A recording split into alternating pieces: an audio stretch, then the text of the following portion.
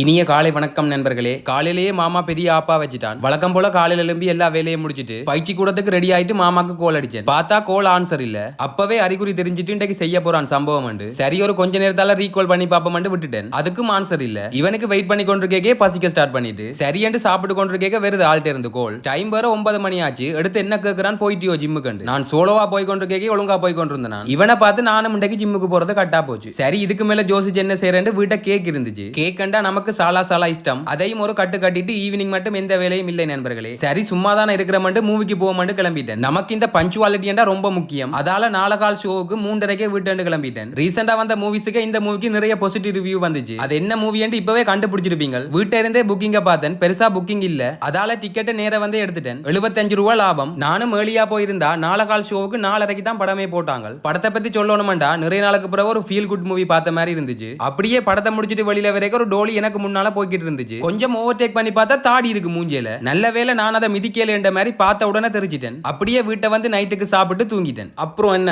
நாளைக்கு பார்ப்போம்.